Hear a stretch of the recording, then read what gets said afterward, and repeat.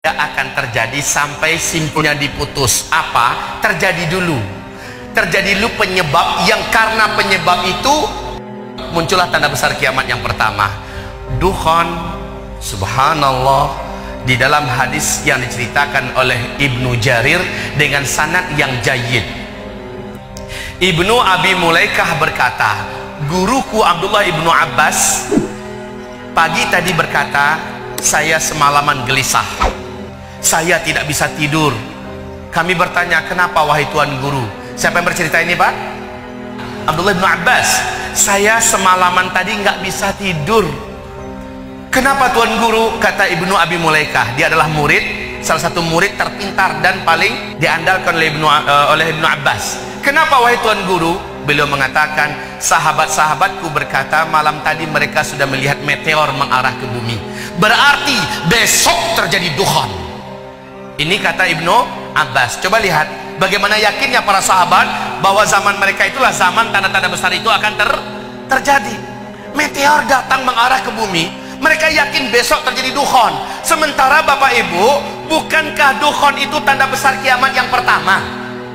Berarti apakah dia yang dimaksud dengan simpul tadi? Iyuqta'u silk. Silk itu apa? Silk itu menurut athar dari Ibnu Abbas tadi, dia adalah hantaman meteor menabrak bumi. Baik, berarti dukhan hanya terjadi apabila bumi sudah mengalami hantaman dan serangan meteor. Yang belajar ilmu fisika atau ilmu astronomi pasti kenal dengan ulasan-ulasan pembahasan NASA. Karena urusan perbintangan, urusan ruang angkasa tidak akan lepas daripada kupasan NASA Amerika Serikat. Baik kaum muslimin, 43 tahun yang lalu NASA sudah mengumumkan bahwa 2013 ke atas bumi kita memasuki arus sungai meteor di ruang angkasa. Kecepatan meteor di ruang angkasa, Bapak Ibu, satu meteor itu kecepatannya 120.000 km per jam. Besarnya meteor antar satu dengan yang lain itu beda-beda. Ada yang sangat besar, ada yang kecil. Nah, kalau seandainya meteor ini garis diameternya, satu meteor saja garis diameternya 2 km saja, menurut Michel Penn, beliau adalah seniornya pakar astronomi dunia yang menjadi rujukan juga oleh NASA Amerika Serikat. Michel Penn mengatakan, kalau satu meteor saja yang garis diameternya 2 km menghantam bumi, kekuatan ledakan yang akan dihasilkannya sama dengan 1 juta kali lipat bom nuklir yang dulu pernah menghantam Nagasaki dan Hiroshima. 1 juta kali lipat. 1 juta kali lipat bom nuklir. Sehingga kalau meteor ini jatuhnya ke laut, kata Michel Penn, jatuhnya ke laut akan menimbulkan gelombang tsunami setinggi 230 meter. 230 meter kalau jatuhnya ke laut, Pak. Dan itu kecepatannya, Masya Allah, kecepatannya ratusan kilometer per jam. Kecepatan tsunami itu maksud saya. Kalau jatuhnya di kutub utara atau di kutub selatan, kata Michel Penn, kutub itu kan ada gunung es abadi di sana.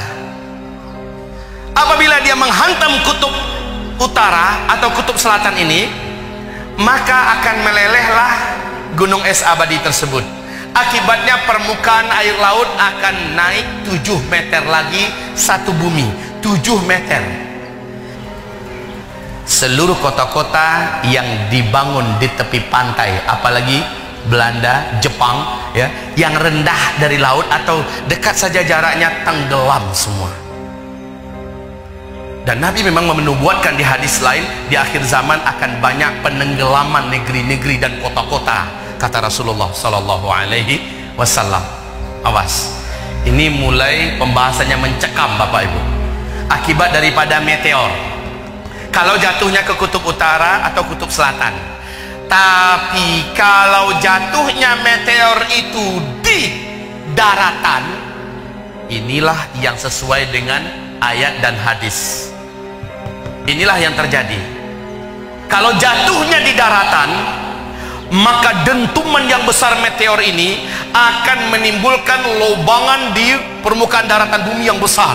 partikel-partikelnya yang membumbung ke udara dengan cepat. Ini kan gelombang kejutnya menghasilkan kecepatan laju 800 km per jam. Dengan sangat cepat, partikel-partikel yang tadi membumbung ke udara, membungkus atmosfer bumi kita, membungkusi bumi ini. Maka bumi menjadi gelap gulita. Dukhon apa artinya? Dukhon artinya adalah kabut debu yang sangat tebal lagi panas. Kabut debu yang sangat tebal lagi panas. Saking tebalnya, kata Nabi SAW, kamu tidak mampu melihat telapak tangan kamu walaupun kamu dekatkan ke arah wajah. Kamu tidak mampu membedakan kapan siang dan kapan malam. Dan itu lamanya 40 hari 40 malam, kata Rasulullah. Menurut NASA Amerika Serikat, menurut pakar-pakar astronomi dunia, bila hantaman meteor terjadi 1 tahun, kata mereka, bumi ini gelap. Tapi kata Rasulullah hanya 40 hari. Nanti di akhir zaman, kata Rasulullah, akan ada hujan. Yang hujan tersebut membawa petaka bagi apa yang diturunkannya. Hujan ini akan menghentikan langsung semua partikel-partikel tebal yang ada di langit akibat ledakan meteor. Subhanallah, sambung menyambung hadis Nabi Muhammad SAW. Kaum muslimin, berarti apa dampak meteor bagi kehidupan manusia? Kalau jatuh ke bumi, dampaknya, kata Rasulullah, seluruh orang kafir di muka bumi ini yang tidak sempat menyelamatkan diri, orang kafir yang nggak sempat menyelamatkan diri, dan orang Islam yang minim amal soleh, orang Islam yang banyak dosa, sama menderitanya dengan orang-orang kafir yang tidak sempat menyelamatkan diri itu. Apa yang terjadi? Kata Rasulullah SAW, kulit mereka melepuh, wajah mereka seperti meleleh. Dari mulut mereka, dari hidung mereka mengeluarkan asap, dari lubang dubur mereka mengeluarkan asap, jantung dan paru-paru mereka bagaikan terasa terbakar. Sementara, kata Rasulullah, orang yang beriman, yang amal solehnya sebelum kejadian itu banyak, Allah jadikan berkat iman dan amal solehnya, dia selamat.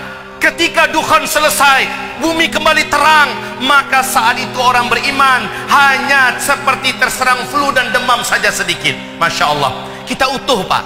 Tapi orang-orang kafir yang nggak sempat menyelamatkan diri, meleleh, wajahnya menjadi jelek.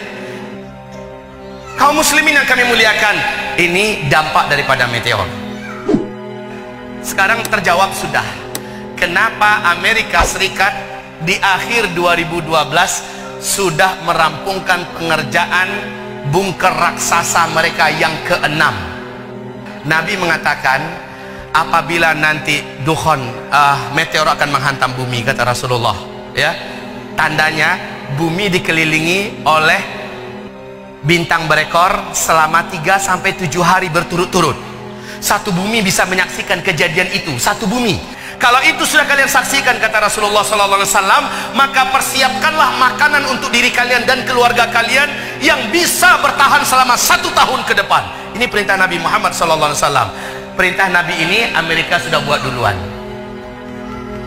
Ketika dukhan terjadi, hantaman meteor terjadi, kata Rasulullah, sembunyilah kamu ke dalam rumah kamu, tutup pintu rumah kamu kuat-kuat, dan tutuplah jendela rapat-rapat, ventilasinya tutup semua, masuk ke dalam kamar, tutup pintu kamar kamu, kata Rasulullah, dan bersembunyilah kamu di dalam selimut, dan menghadaplah ke arah kiblat, sujudlah di dalam selimut itu ke arah kiblat, bacalah subhanal quddus, subhanal quddus, subhanal quddus, rabbunal quddus. Yang melakukan itu dia akan selamat, yang tidak melakukan itu dia tidak akan selamat. Perintah Nabi yang seperti ini dipahami oleh orang-orang kafir di barat dan orang-orang kafir di timur dengan pemahaman yang lebih realistis. Mereka kan bersembunyi ke tempat lebih dalam, sampai ke dalam selimut, ya. Mereka memahami dengan buat bunker ke bawah tanah. Jadi yang ngamalkan perintah Nabi itu mereka, Pak.